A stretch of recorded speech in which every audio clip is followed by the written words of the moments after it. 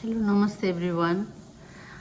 तपाईँहरूको सामु चाहिँ म एउटा नयाँ रेसिपी लिएर आउँदैछु। यो त हुनु त मैले बनाइराख्ने रेसिपी नै हो, तर हरेक पल्टको डिफ्रेन्ट इमोसन्स, डिफ्रेन्ट सिचुएसन अनि डिफ्रेन्ट खालको विभिन्न कुराहरूले गर्दाखेरि रेसिपीमा चाहिँ अलिकति हल्का तलमाथि हुन जान्छ। सो यो मैले बनाइराख्ने नै रेसिपी हो। आज चाहिँ मैले मेरै बारीमा लट्टे साग, अलिअलि रायो सागहरू थियो, त्यो लगाएर चाहिँ सुँगुरको मासु बनाएको छु। कृपया भिडियोलाई अन्तिमसम्म हेरिदिनु होला। अनि हेर्नुहोस् त युट्युबरको लाइफ कस्तो हुन्छ म देखाउँछु है।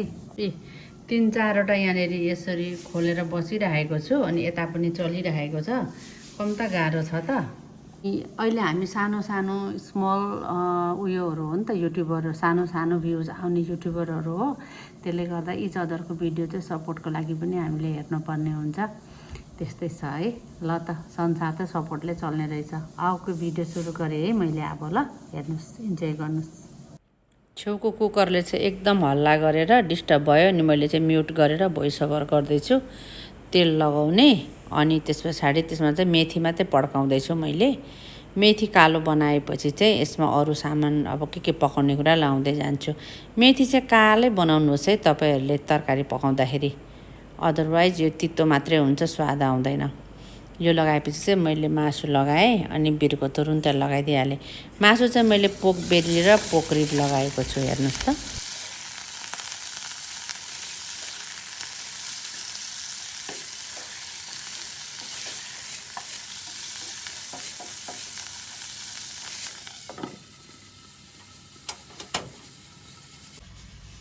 मैले चाहिँ आफ्नै बारीको यो लट्टे साग गमलामा थियो क्या अलिअलि, त्यो हाल्दैछु आजको यो मेरो पोक बेली र पोक रिबमा।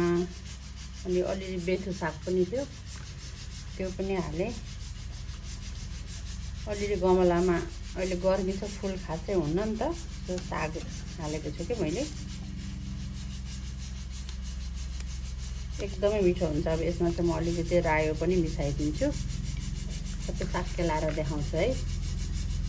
अब यसमा लगाउने इन्ग्रेडियन्ट्सहरू चाहिँ म बोलेर बनाउँदैछु है। प्याज, अदुवा लसुन कुट्नलाई रेडी गरेको। अदुवा लसुन खस्रो खस्रो कुटेर लगाउँछु मैले जहिले पनि।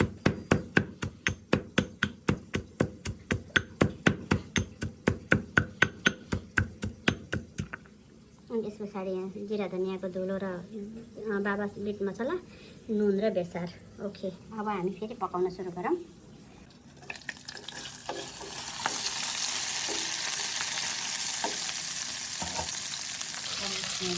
प्याज एड गर्दैछु। एउटा सुकेको अफ गरेँ, त्यो त अप्सनल हो है। एकछिन चलाउने, आगो मध्येमा आँचमा राख्नु होला।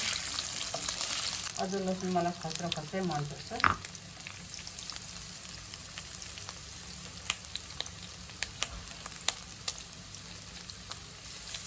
अब एकछिन यो अदुवा लसुन र प्याजलाई रातो हुन गयो, त्यतिकै एकछिन भुट्ने। हल्का रातो हुँदैछ। अब यो बेलामा म यो बेसार र नुन पनि लगाइदिन्छु।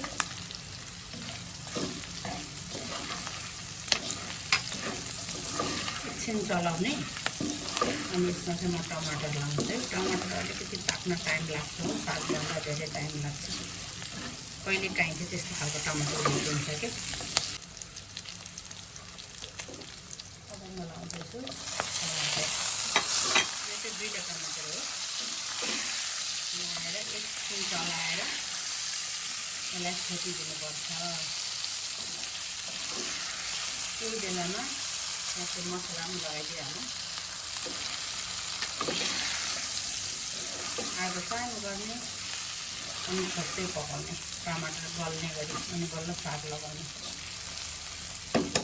यसलाई छोपिदिनु है त।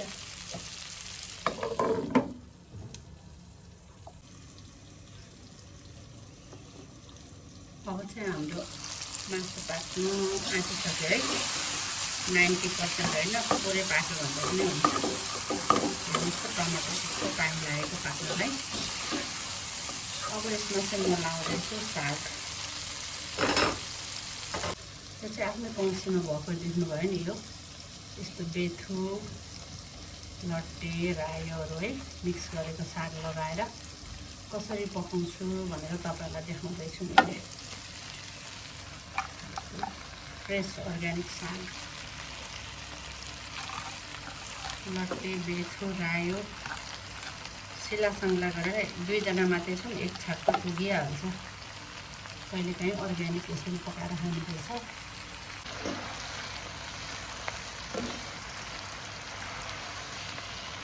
भाइपट्टि बिस्तारै चलाएर छोपिदियो, एकैछिनमा पाक्छ यो त, साह्रै छिपेको छैन।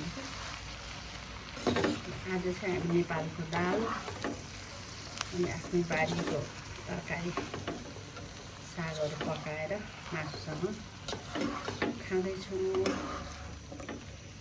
लन्चको लागि। सबैलाई एकैछिन छोपिदिउँ ल, मजाले चलाउने अनि एकैछिन छोपिदिने।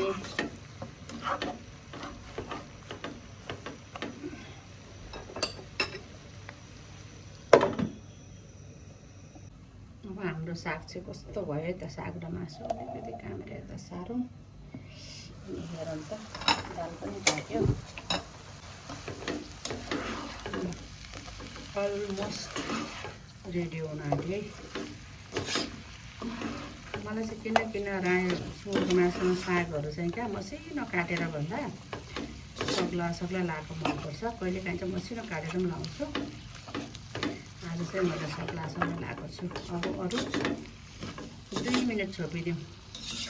अब सिङ्गापुर होलिडे गएर आएपछि धनियाँको पत्ता, प्याजको पत्ता के छैन फ्रिजमा, ठिकै छ। मिठो पकाएर चाहिँ यत्तिकै मिठो हुन्छ।